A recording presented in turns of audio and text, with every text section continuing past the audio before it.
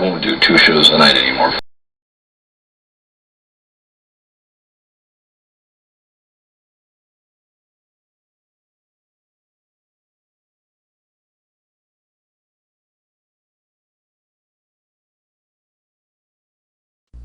Well, welcome again to The Mean Geek, episode 14, Huge Ass Stack. Your almost host, the Tech Jedi, once and always with his best bud, the Rev Mad Duck. Bless you, fuckers. And, 14, we made it. We're doing rather well. And I'm not. Well, I mean, as a whole, as a podcast. Oh, okay, that's fine. We're now on Comic Space under The Mean Geek, where our friends Bo Smith and Tony Isabella would be happy to speak to you and say hi and just generally be buds. So, we don't have a whole lot to pimp, so let's just talk about Kurt Cabo, his store. Kurt's Comics. Brand new place, 85 Schoolhouse Road, Brantford, right down the chowder pot. Booze and books. Ain't nothing more you can hope for. Speaking of booze, we're working on a 12 of Sam's Summer Style this week. I got me a simple summer ale. Rev, what you got? Hefewaffe. Hefeweize? That's what I said. Yes, it's a white beer. It's similar, what? White, similar to a pale ale. Racist ass beer. Yeah, well, that happens. You know, they're German, for God's sake. You know, the ones who thought it up, you know. Wait, what? Sam Adams was German? Well, I mean, the Germans thought up beer. Not necessarily Sam, but the Germans. Wow. They my made whole beer. life, my first grade teacher's been telling me a lie. Let's jump right in, shall we? Remember, in Connecticut. It's Kurt's. There you go. We're going to work from Amazing Spider-Man 595 and, unfortunately, 597. Yes, that was confusing as hell. Well, I wasn't that confused because, obviously, there wasn't a whole lot in between. It's the American Sun arc, 1 and 3 of 5. And we missed 96 because Kurt's Comics was moving to the new location. So, it's a little tete-a-tete there between Norman and Harry and Peter. Wouldn't that be Tate? It probably would. So, I'm not French, so I don't know these things. Goddamn frogs. The Germans, now the French. It's a European hate day here at the Mean Geek. I don't really like Europeans for the most part. They're either rowdy and drunk or smelly and snooty. I gotta be honest, you really don't like people. Well, yeah. I mean, you know, it's not like Europeans are special. And I don't even like gatherings. I can't even play a Randall. There you go. So, what do we think about finding out that Harry's going to be a father and Norm is happy as shit about that because now he gets someone to manipulate from cradle to grave rather than just whenever to the grave. Well, he was manipulating Harry from cradle to grave. It's a new attempt to, really master it. Here's my thing. I like where they're going with the storyline. I enjoy seeing Harry Osborn playing a major part. However, the half-goblin freaky mom thing, when the fuck did that happen? I totally do not know when old girl came around or how she's a half-demo goblin thing, but it's rather frightening to me. And so now there's the Green Goblin. You're right. Which has been Norman and Harry. Yep. There's Hobgoblin. Correct, which was Ned Leeds. Yeah. And another guy. Jason Masondale, who was originally Jack-O-Lantern. All right, so there's Jack-O-Lantern. Right. And then Jack-O-Lantern ended up becoming Demogoblin in one of the more epic failures of the 1990s. Which one was that? Maximum Carnage? I think it was either right before or right after. Yeah. But either way, I was completely unhappy with it. And now there's a half-goblin Chiquita. Yeah, you don't even have a name for it, do you? What do you think it is? Goblita? Goblita. I'm willing to use that. Harry Osborn and his pregnant Goblita. What do you think of that little homage there with Spidey And Norman? webbing up Norman there, I thought flying that was, through the air? I thought that was excellent.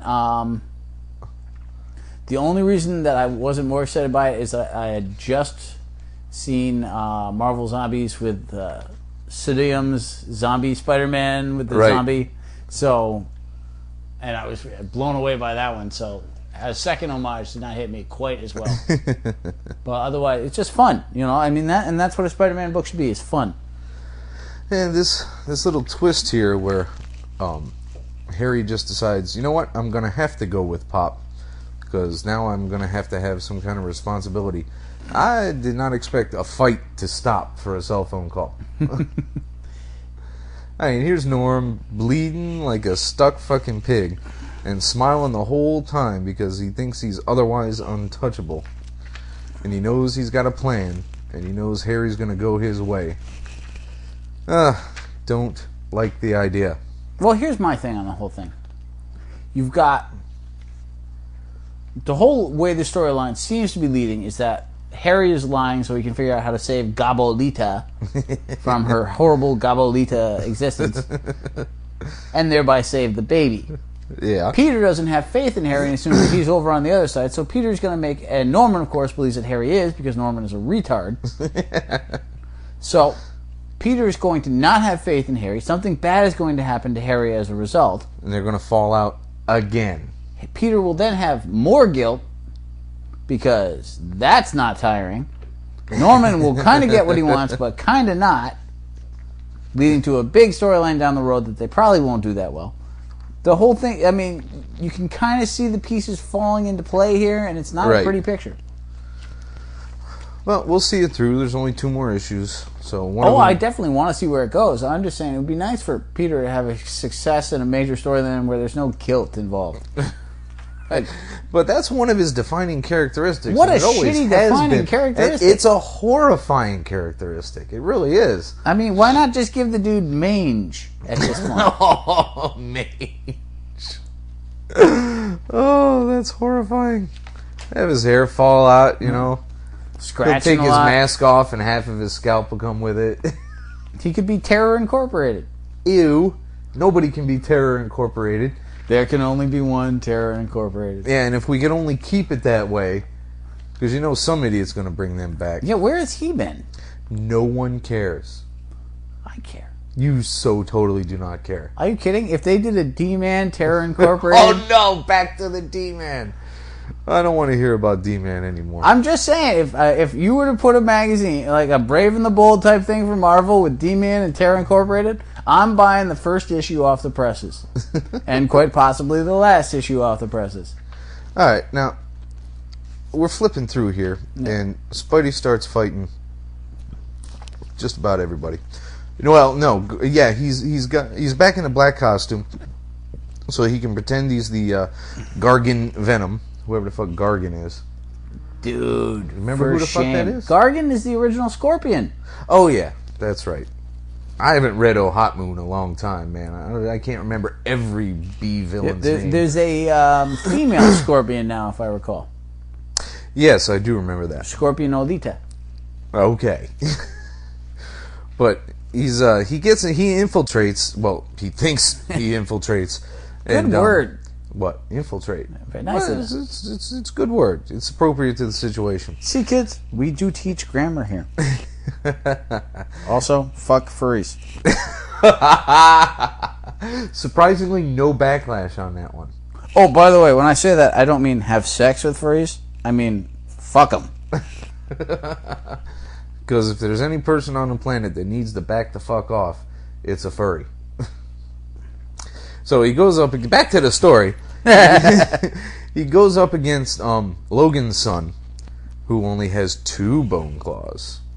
He's not quite as advanced as old Logan. But well, you know, his mom brought no bone claws to the mix, so... It had to average out at some point. Now, it's killing me. I've seen this guy with the 2 bone claws on top, and I don't know if it's mistakes or who's doing what, but then I saw another drawing where there's one of them coming out from the inside of his forearm and like over his palm. I was like, what? How is that a mutation that's beneficial to anybody? This is actually a major problem, and I don't mean this because I can give a rat's ass which side his bone comes out. But when you bring a new character up quickly, right, where there's not reference material and too many artists have to deal with them, these are the little glitches that you get. Yep. And that's something that should be solvable. If you're going to make Wolverine Jr. an important factor, and he's in the middle of the Avengers Bendis nightmare, he's showing up in Spider-Man. If you're going to roll with this guy to the point which they seem to be rolling, they should have a clear-cut overall view of him. Right. They should have had a little Bible there like most TV shows have. It really is true. But then again, I mean, perhaps they do. The problem is, it's like a Marvel universe. No matter how much you update it, it's not going to be complete because every month there's 50 or so books coming out that are constantly updating it. And that's... Speaking of which, when are we going to get a Turner D Century return? The Scourge got him, man. He can't return. We need a new Turner D Century. No, aside from zombies, no one who was ever killed by the Scourge has come back. No shit. I did not know that. I have never heard of somebody killed by the Scourge. We'll look it up and verify, and if anybody can verify it for us and leave an email, you'll get a free Light Side, Dark Side, It's All About the Backside t-shirt. Nice. We're moving up in the gifting. Stylish white Hanes t-shirt with the Star Wars font on the front and a snarky sexual reference on the front. Back. Front. Back. It's on the front. Everything's on the front? What's Everything's on the back? on the front. Because printing that shit on the back costs twice as much. Anyway, you'll get one. You can walk around town and say, I've got a cool phrase thought up by the Rev, printed by the Tech Jedi, and nobody else got one. Look at fucking me. You can walk around a con and people will say, God damn, that's some funny shit. Where'd you get that shirt? And you can say, I got it at themeangeek.com just for mailing in. Plus, guys, if this shirt takes off, then we'll make our second shirt, what the fuck is the point of being on the internet if you can't fuck with a furry? So, back to the story. Already in progress. So Bullseye puts Hawkeye puts a couple of arrows through Peter's legs, effectively crippling him. Norm comes up, starts punching him around, pulls out a Desert Eagle, and pops him one. Unfortunately, they didn't show where he popped him, but I think it's safe to say, with a 45-year-old character, it was the shoulder. Those shoulder wounds are so forgiving. Aren't they? And he'll be punching somebody in the neck in just a couple of issues, you know? Do you remember that Arnold Schwarzenegger movie, Eraser, where every single thing that happened to him happened in the shoulder, and he would just shrug it off? No, I totally don't remember that. Here's my thing. If you hit me in the shoulder, that shit hurts. Well, not you, but an actual person. Oh, hey. I can tear some shit, man. Great, then we'll have twice as much shit. That's thrilling. I rip poop. That's what the Tech Jedi does. Just remember that, kids. Alright. Next up is a huge batch of all the Batman shit that came out in the last 2 weeks. This is pretty much, barring my, loathed Trinity and my not loathed Superman Batman, the first Batman that we're reviewing for the most part. There was the, Search for the Cowl. Yeah, that wasn't too Or, much. as I like to call it, the Cowl Caper. Right. Because R.I.P. finished up before we really got cracking. Exactly. So, we'll start off with Red Robin, number 1. A serviceable entry by Chris Yost and Raymond Box. Another German. Of course. Yeah. I wasn't... The opening page, I was not hitting it with the art. The second one, for me personally, was noticeably improved. And then the splash with old Timmy bursting through the door was just awesome. I liked it. I don't mind the costume. I like the little... That was a very Ed McGuinness looking page, too. Like, that's a big Timmy. Yeah. Had a little harken back to... well, you can't really say back because it's an Elseworld story, but, you know, the costume he wore in... actually, the Dick wore in Kingdom Come. Ah, okay. I think that was intentional. I did get that. Oh yeah, as well. it absolutely was because it's a decent costume. It's simple, but I'm not sure why he has to wear bandoliers. And that's why Kingdom Come is so goddamn good. Is that even people are like, you know, this was just a throwaway drawing that Alex Ross did, and let's base a whole character development on that because Alex Ross is that fucking good. And Tim goes to town on a bunch of drug dealers. He's trying desperately to find out where in the hell Bruce is because he does not believe that Bruce is truly dead. Which, of course, somewhere he isn't. And that's accurate. And he will be incredibly smug when Bruce comes back. Despite the fact that it's an emotional response and not a logical one. Right. He'll be, oh my god, yeah, I was right, motherfucker. Madness. So he has to fight... Who the hell is this? Manos de Fuego? Hands of Fire! Spanish supervillain that can manipulate fire. He saves a little girl. And then he broods on the bathroom floor for a while. Here's a major problem with Batman characters. Is that you take away the classic Batman villains. And I've said this many times, you know, Batman has literally the finest yes. Absolutely true. Villain collection of any superhero. I mean, you know, sure, Superman has the Parasite. Metallo. Yes, those are the high end. All right. Well, remember with the space cowboy with two guns? Yeah, when you have both the toy man and the prankster, and your villains suck. They gotta give him somebody. I mean, Lex is all he's got. Yeah, but here's the thing: like, when you can lift the planet and basically do Harlem Globetrotter shit with it, it's kind of have a guy that robs banks be your villain. I mean, they bring these guys up. You got Despero, you got Mongol, but then he beats him, and it's like, well, okay, we're done. You know. Oh, what's the next story? Doomsday killed him, and then grew more teeth, and then he got killed, and come on. But you take Robin away from the Batman villains, and you put him out into the crappy world of let's make our own villain. And you get Manos, Hands of Fate here. Mano de Fuego. Este el mundo es mañana gigante. Lope Fuego.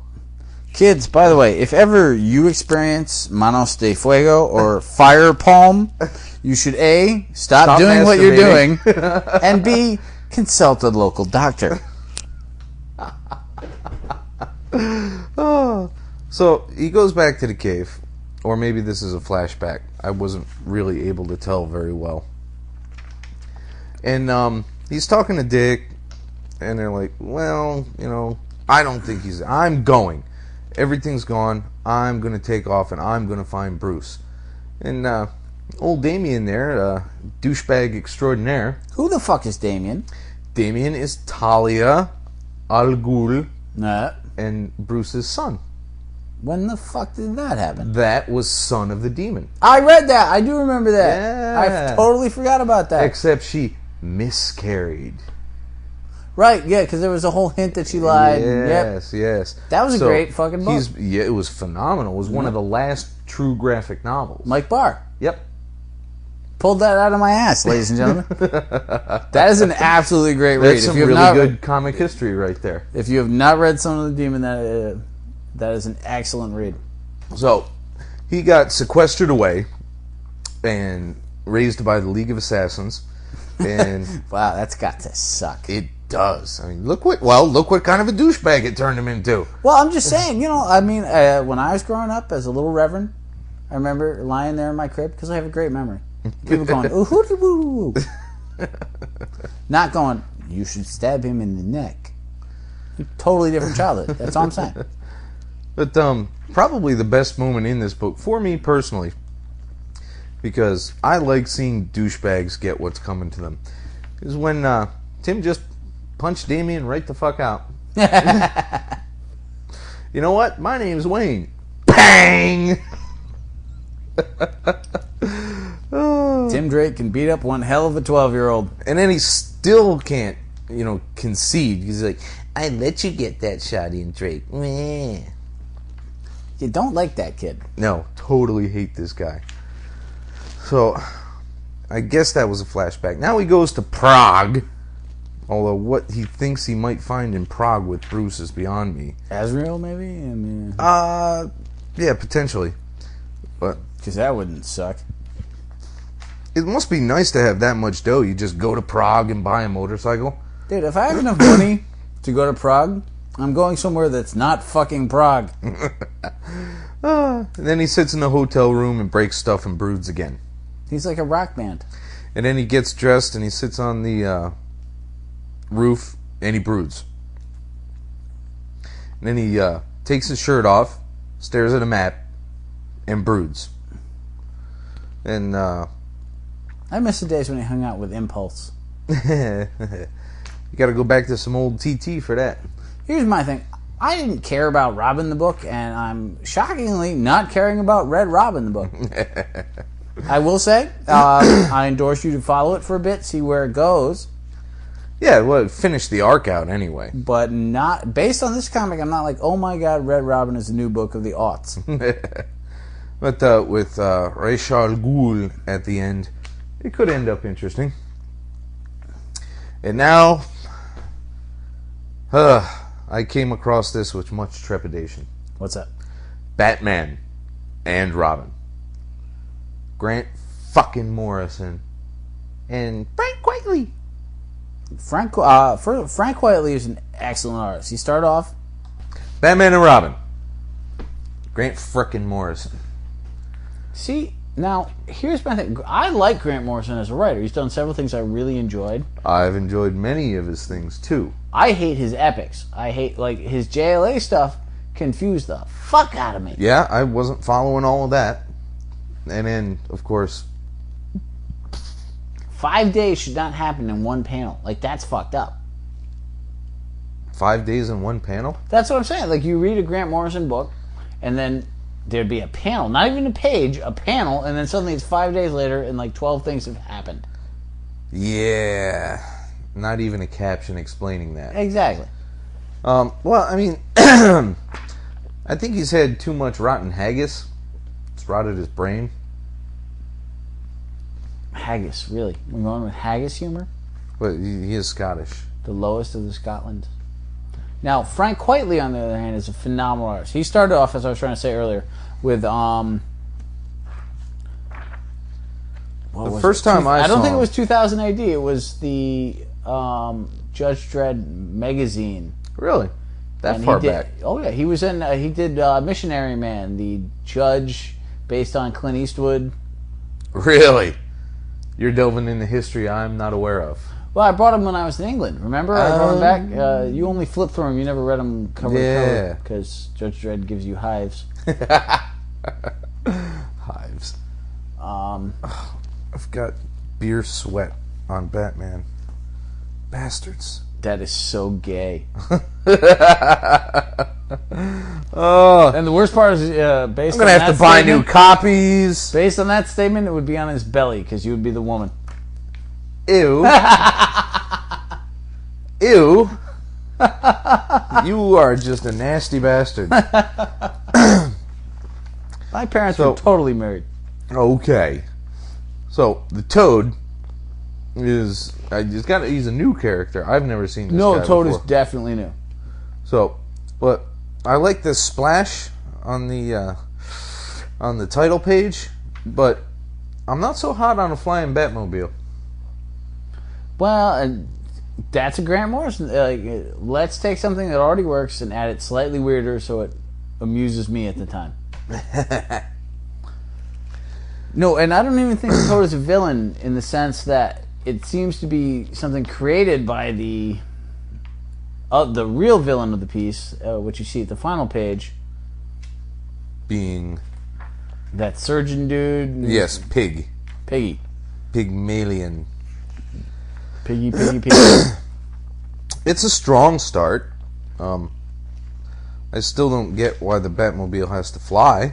I don't get why Damien has to be a douche. He is so fucking smug, dude. I mean, he's just like, I was taught by League of Assassins. There ain't gonna be any better than me. I told you it would work. All I had to do was adapt my pop's blueprints. I'm the shizzit. I thought he was white. He is, but, he's so fucking smug. Wow. So you equate smug with black. You racist motherfucker. With gangsta motherfuckers. Oh my lord. Hi. Kids, it's the Reverend. We don't endorse the statement that was just made by the Tech Jedi. In fact, when he looks back at it, the Tech Jedi will not endorse his own statement. On the other hand, furries blow. It was nice to see the panel where they're both punching out Toad. Yes. Because that is so very Batman and Robin. Particularly old school. Yes. And I like the back and forth with the two characters and him threatening to bring Tim back right. and demote him. It's not too late to offer Tim his old job back. And I like that, he found him as smug and annoying as you did. Yes, absolutely. Now, what do you think of moving out of the cave and into the sub-basement of the Wayne Foundation? It's a separation thing that I don't particularly think much of either way. I don't think it's a bad thing because he's making it his own. Right. He's also separating himself from the other Batman because eventually Bruce Wayne is coming back and then we have dueling Batman. Oh, now I really do got to get another one. Goddamn staple pulled out. Well, that is never a good day. Fuck me sideways. Kids, don't fuck him sideways. You can fuck me upside down. I don't know about sideways. There's a particular listener tonight who just picked up, and I know that listener is thinking, How was your mom? Oh, you bastard. You're a fucking douche. But Dick is hemming and hawing a little bit. He's happy in a very abstract sense that he gets to carry on Bruce's work, but he's not really happy that he has to. It's a kind of bizarre dichotomy. Yeah, it's a weird offset. I mean, all these little Batman books are trying to build multiple things that are vaguely interesting. Like you have Red Robin hunting for Batman, you have Dick Grayson becoming Batman, you have in Battle for the Cowl, you have Jason Todd trying to recreate Batman in his own image. Right. And yet, I'm just sitting here reading all these books going, the motherfucker is coming back. Bruce Wayne will be back, and then all of this... It's got to be at least 2 full years like Cap. At least 2 full years. Very few people have the strength to do that. I mean, how long was Superman dead for? 8 months? Something like that. And that was shocking. Not even a full year, really, I don't think. And you had 42 freaking Superman clones flying around the whole time. So, in a certain sense, he wasn't dead a week. Yeah. You're like, is that the real one? Is that the real one? Like, you were hunting him the whole time. But Cyborg. There's one line I truly dig in this book. What's that?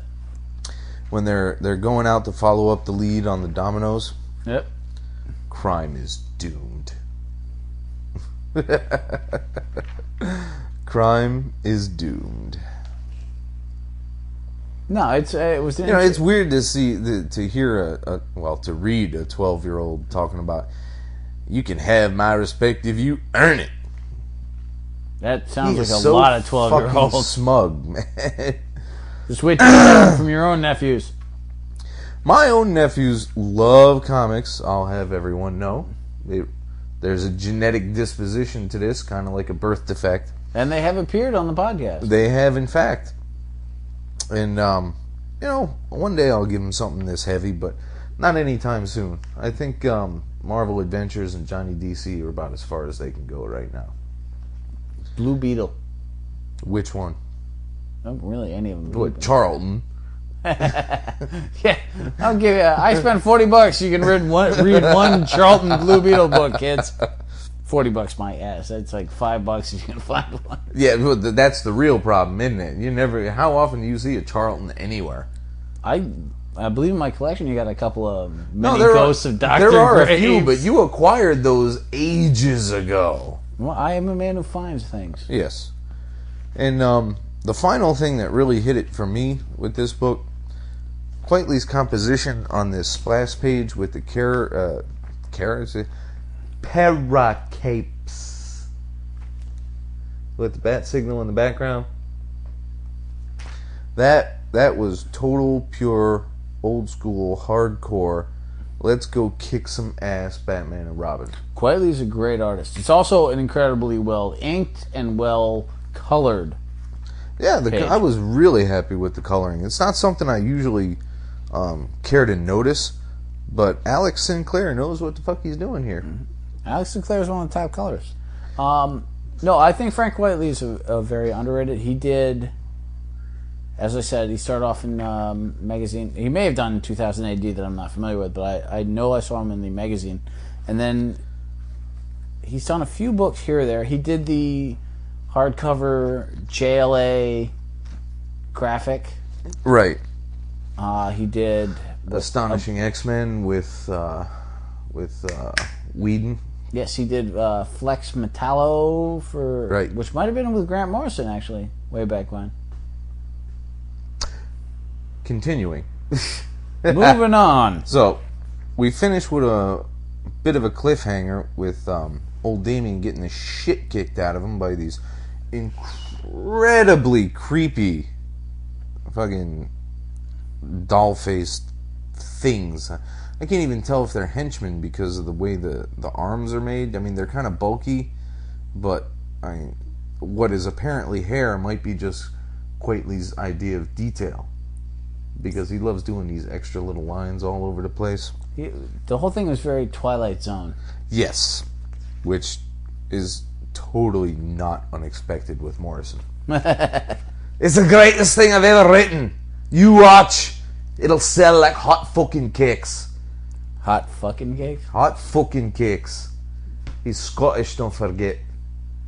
When I saw him at San Diego on the Batman panel, I understood about every third word. You should have watched Trainspotting beforehand.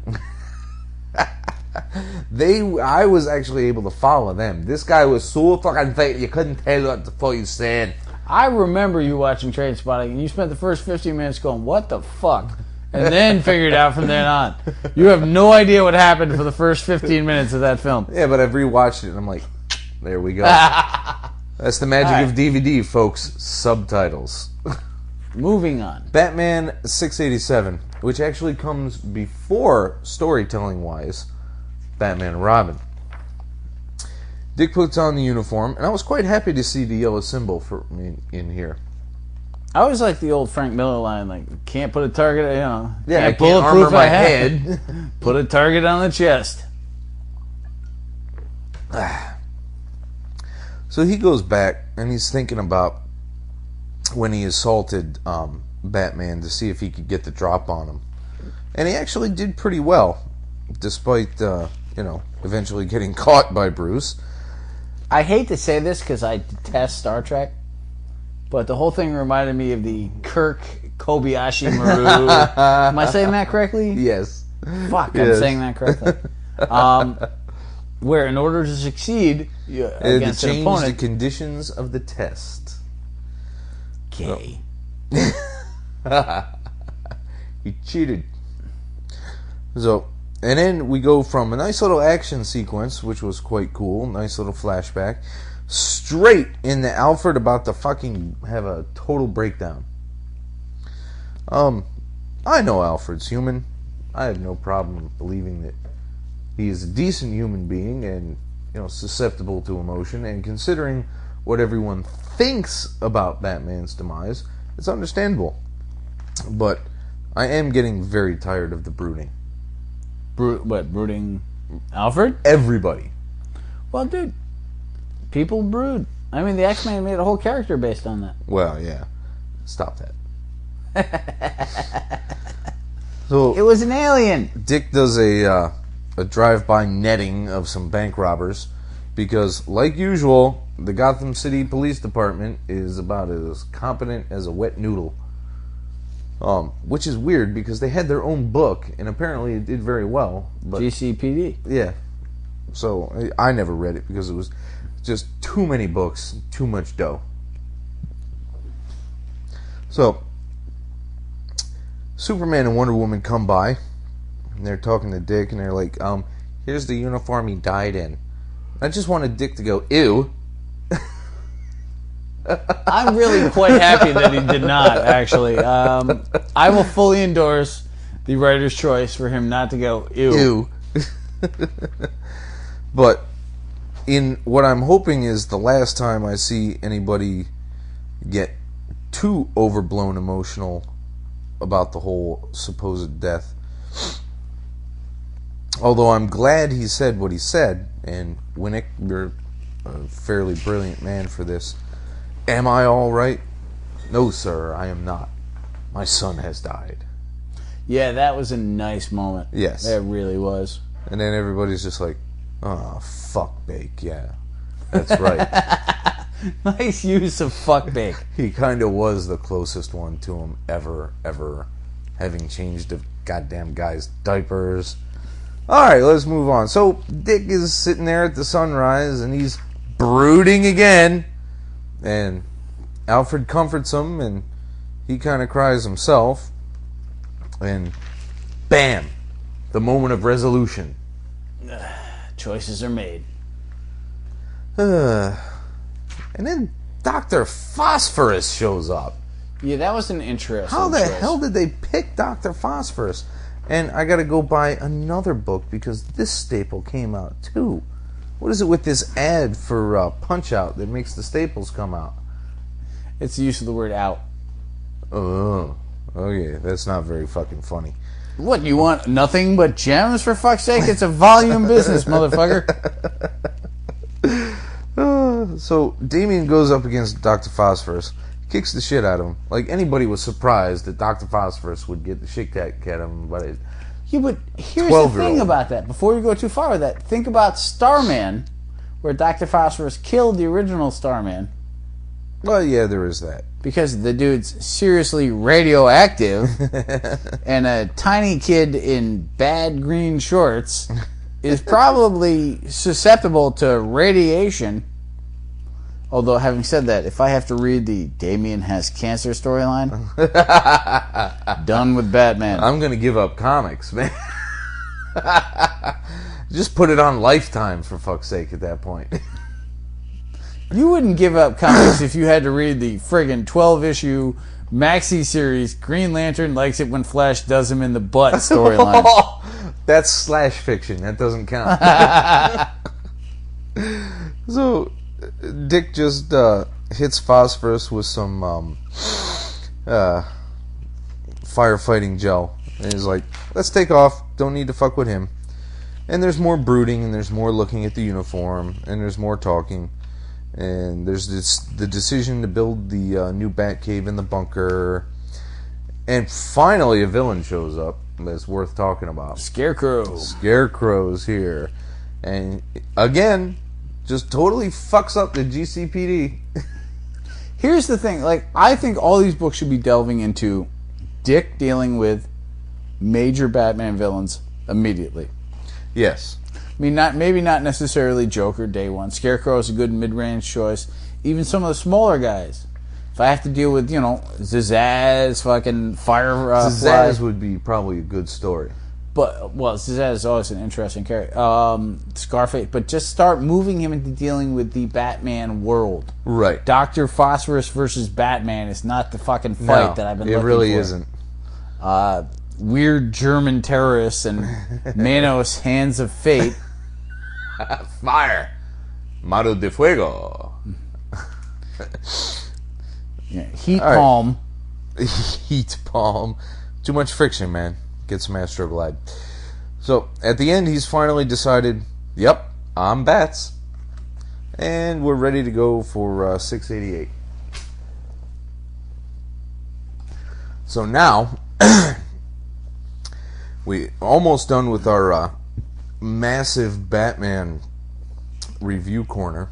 It was Batastic. Oh, I can't really say review corner. That's copyrighted by Ian Levinstein and Brent Cassina, who refused to answer my emails. But it doesn't matter if I mention it here because they're not listening to the podcast either. What the hell are you talking So about? fuck them. There's other podcasts, Comic Timing, Right. which I enjoy, but my efforts to communicate with them have come to naught. Well, But they have a little section called Review Corner. and they've copyrighted something on a podcast. Well, they probably didn't copyright it, but podcasting being the incestuous community it is, you try not to copycat each other. Wait, we have to fuck our sisters? No. Okay, cool. We could swap sisters. You wouldn't be happy, but... You would. Batman in Barcelona! Dragon's Night. With a K. I wanted this to be cool because I saw Mark fucking Waid on it, and I'm like, Yeah. Wade's my man. Mark Waid writes Batman. I like it. Up until Killer Croc goes to Spain. Because Scarecrow, the Hatter, and the Joker convinced him that he could get some kind of power out of reenacting being the dragon in the St. George myth. Honestly, the whole thing sucked. Yeah, I was totally not happy about it. I mean, there were some art pieces that I really enjoyed, like the chucking the Mad Hatter's hat at Scarecrow. That was very Batman, and then him tearing off into the night with his cape flying in the rain and on the bat cycle. That was pretty cool. But I can't say it was predictable, but I can't. Because I don't predict what I don't care about. Yeah. It was marginal. It was the sort of thing, it was the kind of filler issue I expect. It was a one-shot by somebody I'd never heard of and an artist I didn't know. Right. Except it's Mark fucking Waid, and I want it to be legendary. Yes, because that's what we're used to with Wade. We're used to that huge Flash run. We're used to that Cap run. We're used to that Kingdom Come. When was the last time you were disappointed by anything Wade did? Yeah, you're nodding, trying to think very hard, and it's not working very well, is it? No, I mean, I like Mark Waid a lot. I think he's a strong writer. However, his recent past has not been the Mark Waid of my past, I guess, for lack of a better term. His run on Flash is one of my all-time favorite things. It's one of the few books I have a complete run of. Right. Thanks in part to you giving me the one fucking issue I needed. Don't think I've forgotten. I have his Impulse work with Ramos. I have his first run on Cap. I have almost a complete run. With our hopefully soon-to-be friend, Mr. Ron Garney, who lives just a few towns over in West Haven. Or Orange. West Haven. Orange, West Haven? One of those two. They're right next to each other. All right, because I was imagining a town covered in orange. So, but yeah, that's what we're used to. We're not used to a basic, barely detective story. It's just hunting down Croc. Yeah, but Croc is not, of all the fabulous Batman villains there are, of the bajillion ways that you can have an awesome story with Batman's villains, you really put Croc in the top anything. Well, I mean, I know you didn't enjoy it as much as I did. I loved Brian Azzarello's use of Croc in the Broken City storyline. Yeah. I like Croc is an interesting character. What was in the Joker Azzarello Bermejo? I like the use of Croc as well, Right. which is still Azzarello. So, and I adore Azzarello, so that's not really impressive. But those are standouts. I mean, how many average, like, simple detective comics or Batman stories have you said that was a good Croc story? All right, fair enough. But I don't read the number that you do. So, Well, yeah, I'm a fucking freak when it comes to Batman. honestly, I mean, take the Joker out. My next favorite Batman villain is Scarface, because I like puppets. I mean, Scarface is a good villain. Who do you consider the top 5 from a storyline perspective? Joker would be. Let's take Joker out of it because that's just so given. It's pointless. Too easy. If you 5, I assume Scarecrow. Scarecrow has had some really good arcs. Penguin is not. But he was a huge component of Broken City. True, but the whole information broker thing does not make for great storyline. Like, I own a club, I'm fat, and I wear spats is not storytelling 101. Well, Zaz, serial killers are, always a bonus. I don't know. Zaz would be. I mean, Two-Face would be right after Scarecrow. Two-Face is way the fuck up there. Two-Face has done a lot of interest, and of course was a huge component in the Long Halloween. Right. And then take your pick after that. Really, that's what I'm saying. So it's Croc preference is not, after that. But Croc is no better or worse than a lot of them. I'd rather read a Croc story than the average Mr. Freeze. Even before Schwarzenegger. Which I've still never seen. I thought we agreed we would never even speak of it. I never agreed to that. Well, we're agreeing now. I'm not agreeing to that. You better. Batman Confidential 30. The conclusion of the Bad Cop saga. Like the way I put the end to that one? Yeah, nice and here's my thing. But I actually really enjoy the 3 or so... No, this would be the 4th Batman Confidential I've read. It's a fun book. Yep. It's well written. It's creative. Bad Cop, however, is the perfect example of a villain created that doesn't entirely work. And they did some neat things with it. Like the idea that and remember, kids, we're a spoiler podcast. The idea that Bad Cop wanted to die for not being a good cop anymore was really interesting. The use of killing the trainee to introduce Montoya was well done. Right. I didn't love it, but it was a creative thought. I thought it could have been pulled off a little better. Although I don't write, so I probably couldn't have pulled it off better. But I didn't think it worked as well as it might have.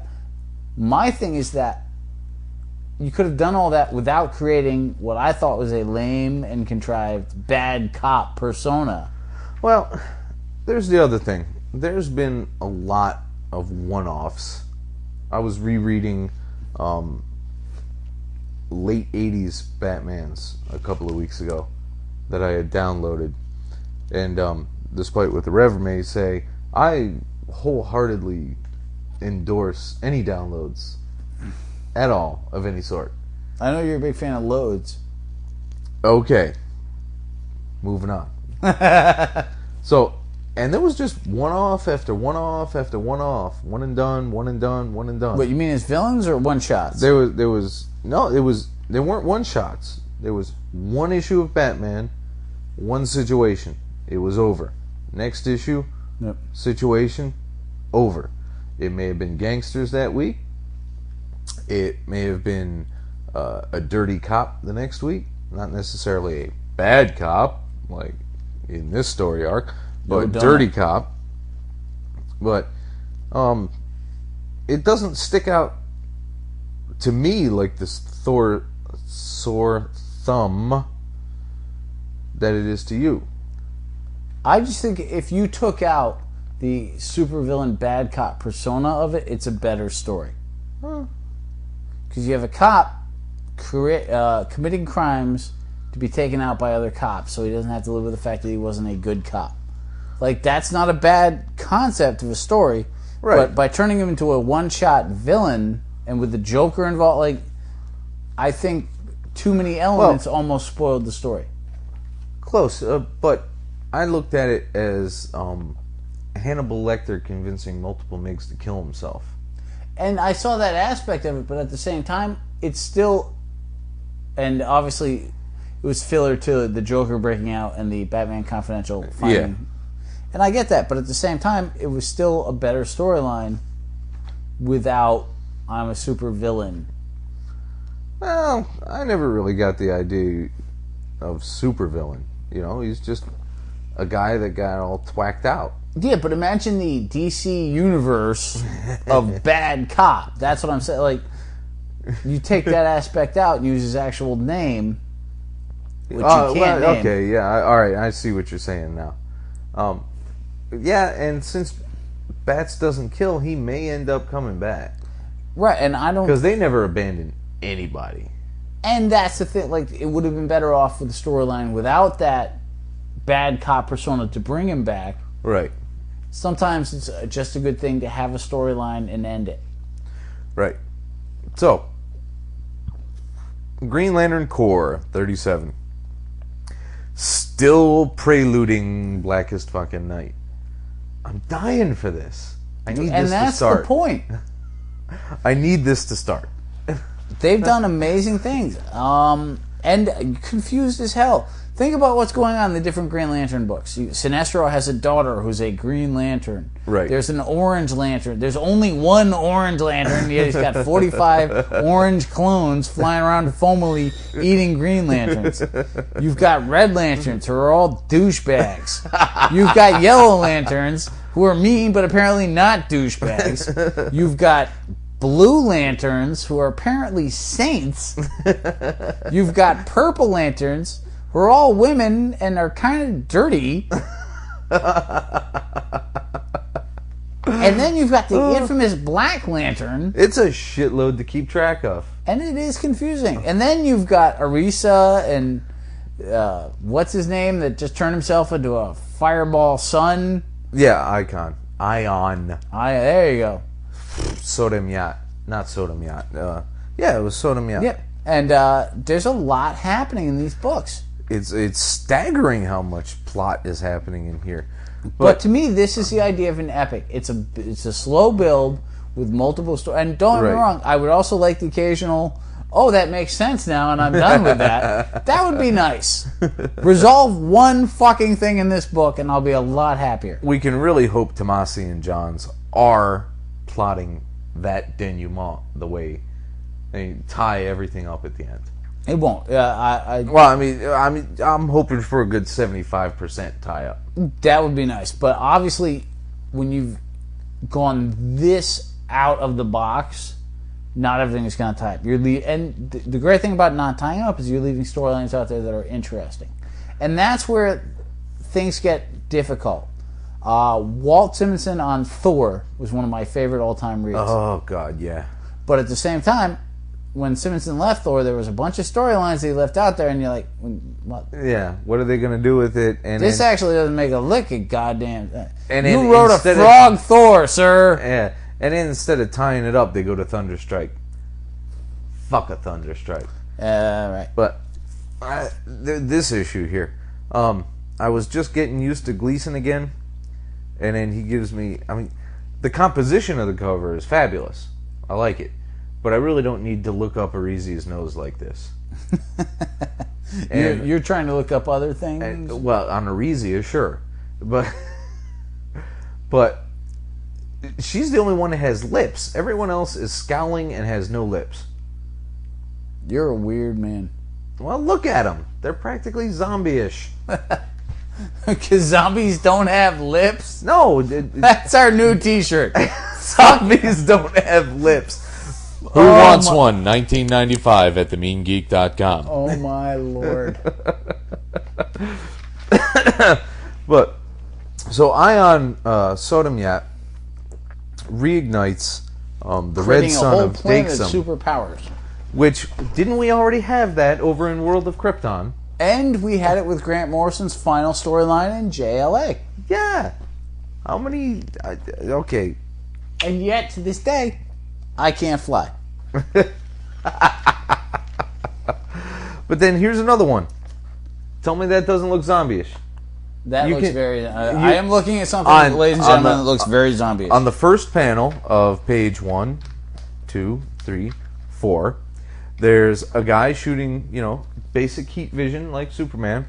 If you took out the laser vision, he would look like a fucking zombie. Lots of zombie-ish. He would look like a zombie. Look at it. He's Simon Pegg would hit that guy with a friggin' cricket bat.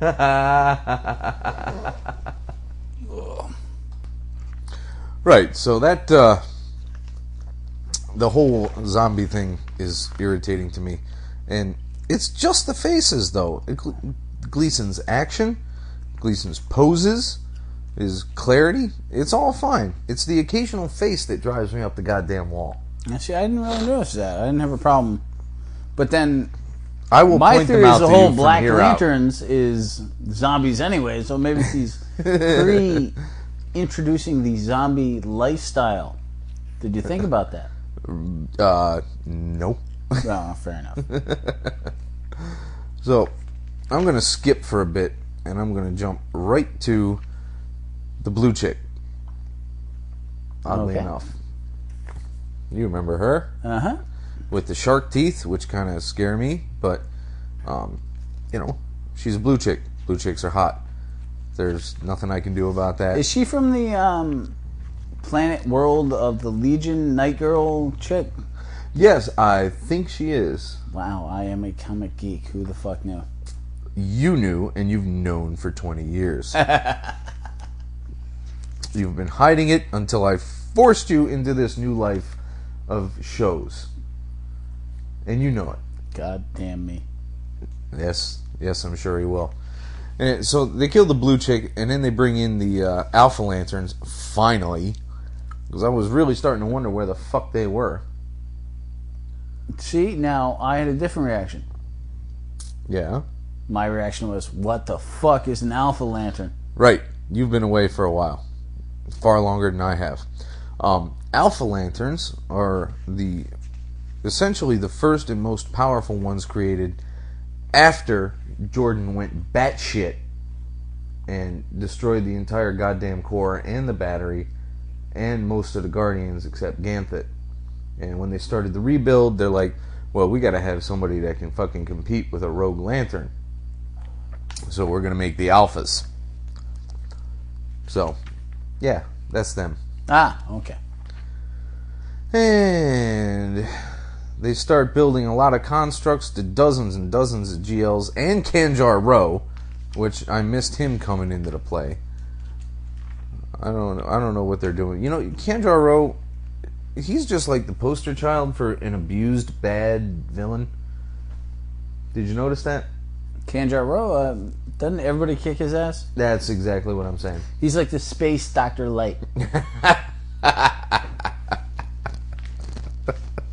The space Dr. Light. So, we really don't have much more to say about that. Space Dr. Light covers it all. Sadly. No, however, the book continues to build. I'm excited about Darkest Night, or Black Night, whatever the hell, Blackest Night. I mean, But I think it's a good run. I was trying not to make a Martin Lawrence joke, and I couldn't figure out how, so I'm just moving on. And in that move, we go to Flash Rebirth 3. Johnson Van Sciver, just like the last two, opens up with some Flash puppets being burned all to hell and gone by Kadabra. Cadabra. And that scene quickly changes over to Liberty Bell, nay Jesse Quick. Yep. I can't tell if this is a flashback or what. Something blew up The Speed Force erupted. I don't know what's going on here. Just Johnny Quick comes out, and Jesse starts saying, "What? Who? When?" And then they bloop, zip back to yet another scene on top of that. I was thoroughly confused. They've got Barry in a little container there to keep his black flashedness away from the other speedsters. And they have a big long talk, and they're like, blah, blah, blah. And they bring in Jay, and he's all sympathetic and wise. And even Bart comes up as Kid Flash. Yeah, because he's all excited about the possible return of Max Mercury. Yeah. And it doesn't hurt that his grandfather's not back, you know. I'm sure he's happy about that. He doesn't seem overly sentimental about that. You know, he might be just hiding it. Bart's a weird kid. Well, he's much faster than the average kid. Well, there is that. Then he has a conversation with Iris, who, despite, you know, their separation of years and years and years, does not look a day past the last time anybody saw her live. Well, she did show up in the Wally Flash a couple of times, so. Yeah, but she didn't look this good. I mean, anyway. So he bursts out, and he starts to run. He can feel the Speed Force reaching out for the other speedsters. So he takes off. He has Hal put a construct around him and then just zip him away with Superman and Wonder Woman in tow. And they let loose, and he's about to decide to just go run off back into the Speed Force. And Soups is like, "No, you can't do that. I'm going to stop you. We got you back. You can't. No, fuck that." So Soups is trying to convince him. They lost John. They lost Arthur. They lost Bruce. They need somebody like Barry back. And he's like, "Fuck that. I ain't being the guy that's going to kill all the rest of the speedsters. That's what's waiting for me, to be the Black Flash." And he's like, "You can't stop me, man." And one of the coolest lines I'll read in probably the next year, aside from "Crime is Doomed." "I've raced you before, Barry. I even won some of those races." "Those were for charity, Clark." Boom! Zips off. "Ha ha! You can't catch my ass, you big blue Boy Scout." What do you think of that? Here's my thing on this whole thing. Let's compare this for a moment to the Green Lantern saga. Yeah. This would have been an excellent Flash 12-issue story arc. Barry Yes. comes back, it builds slowly, villains show up here and there that you're dealing with at the same time, finding out he's the Black Flash when the Flash died. Like, it's a very forced miniseries in the sense that way too much is happening in a short period of time. Right. I can totally agree with that. And the whole Flash, with what they did with Wally and what they've done with Impulse and what they've done with now Barry, being a Flash kind of sucks. Yeah. Like, it's incredibly confusing. And baby Flashes, and, you know, pretty soon we're going to have a Tiger Flash, who's a talking tiger who can run really. I mean, it's become kind of Shazam-y. Yeah, that's quite true. I liked the old school Barry Allen Flash in the mid-'70s when I first read them, and you know, Barry dealt with weird villains and everything got resolved in a single issue. And then I loved the Wade Flash with Wally and dealing with the Speed Force and introducing all these characters that they've slaughtered in the last 3 issues. But this is kind of contrived. Yeah, it is. I really didn't. I don't know where they're trying to go with it, because they got to make Wally step aside. Bring What's Flash Bart gonna back. do? Bring Barry back. I don't have a problem with that, but it should have happened gradually, and it should have been interesting. Well, yeah. Technically, you know, there are people who will say, but he didn't come back in this, he came back in Final Crisis. And that's just splitting way too many hairs way too finely, because it was one issue, and then boom, this. There was no other issues anywhere of any title to go interim with. And that's fine. Like, I just think that if they had taken a Flash book and made this move throughout it, I would have enjoyed it more. But they've done so many weird things in the Flash book that I can't even say that 100% because... Well, there currently isn't a Flash book. And because they've done so many goddamn strange things to it. Yes. There's a limit. I just want to see fucking Barry punch Gorilla Grodd. Why is that so goddamn difficult? It's a talking, mind-controlling gorilla. If you can't write that, get the fuck out of comics. You heard it here first, folks. Write Grodd or die. So, we're going to split this up because this stack is too big and it's already getting too late. And we are, in fact, over an hour. Well, that is our goal. Yes. So, we're going to finish off today with Lockjaw and the Pet Avengers. Son of a bitch must pay. Number 2. Featuring, and I know you were feeling good when you saw this, despite any other feelings you may have had, Devil Goddamn Dinosaur. Yeah, I've never read Devil Dinosaur. You've never read a Devil No, Dinosaur? I enjoy some shitty comic books. It's never been denied. I can't believe you, of all people, want a complete run of Howard the Duck. Love Howard the Duck. You've never read Love Devil Major Dinosaur. Bummer. Not that these are shitty, but these are, outside the norm. But I have loved some shitty things too. You will receive most of my collection. There's a lot of great comics in there. I found some amazing things in my time. And then there's things like Roachmill, there are a lot of things which that I'll probably use to start the fireplace next winter. You are not a big Roachmill fan. No. But no, Devil Dinosaur and Moon Boy, I am unfamiliar with. Although Moon Boy made an unfortunate appearance in Heroes for Hire, a book that I wholeheartedly do not endorse. No, that one I just couldn't do anything with. So they get to the Savage Land, and they're confronted by... Dude, do we really have to go through the plot of yes, Lockjaw? We absolutely do. They're on their way to find another Infinity Gem, and they come across Zabu, Kazar's pet. Kazar was he the Conqueror? Was Kazar the Man Boy? No, that was Commandy. Oh, there's the difference? Well, yeah, two different companies. Kazar, Commandy was the last boy on Earth. He was from the far-flung future.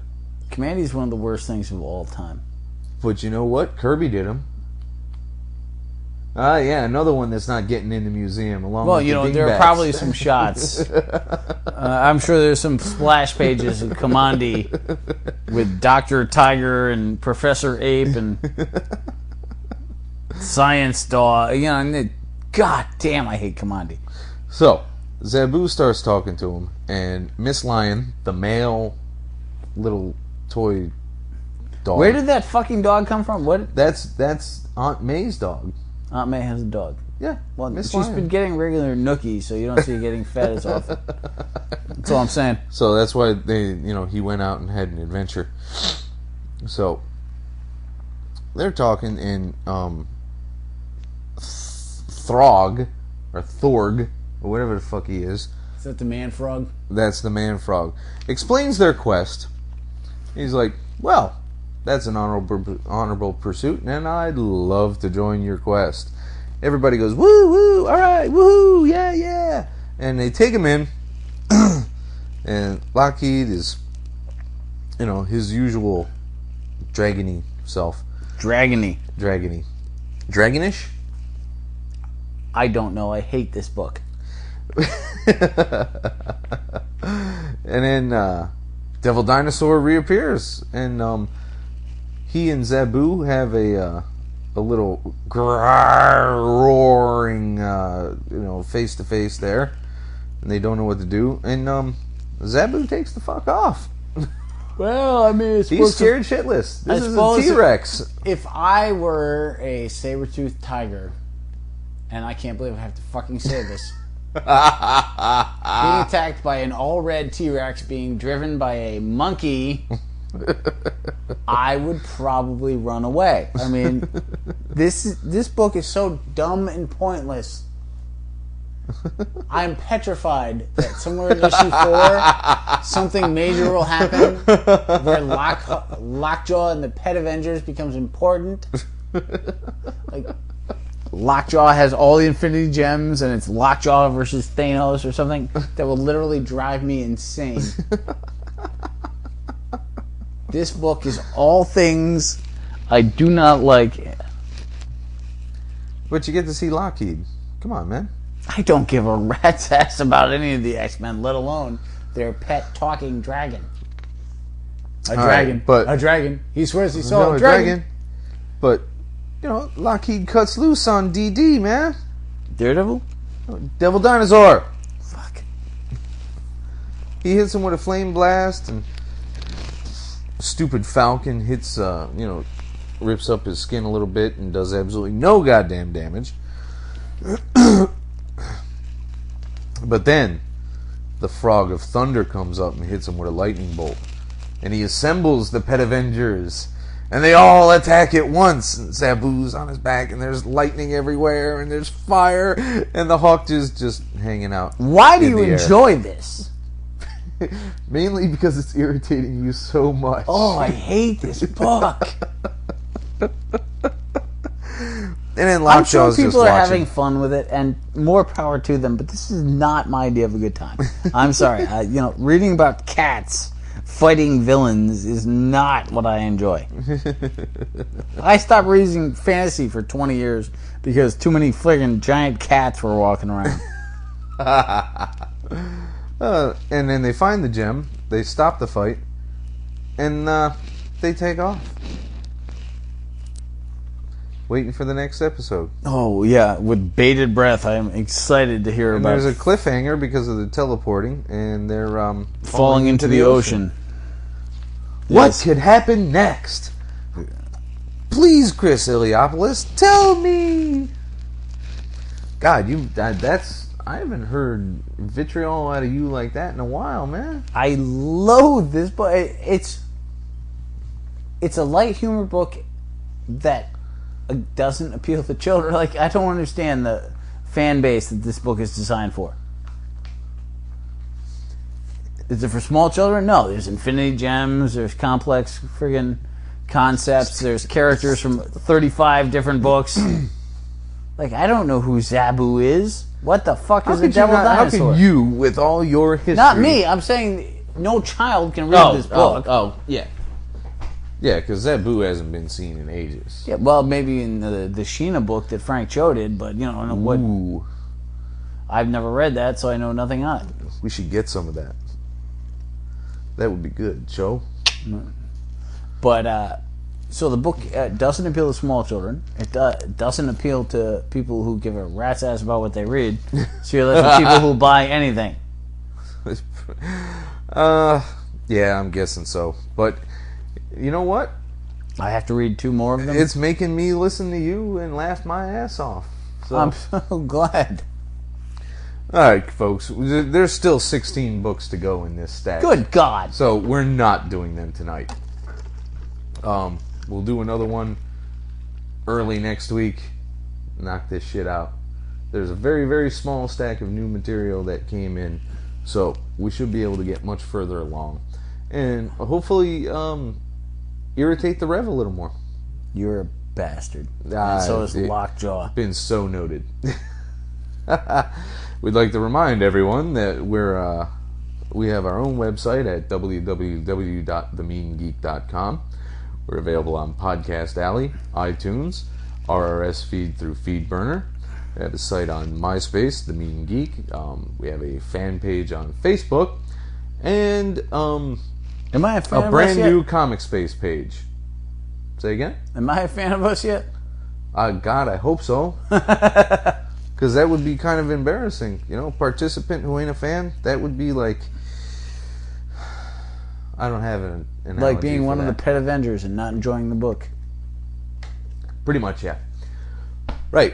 So, here's the outro music. Good night, everybody.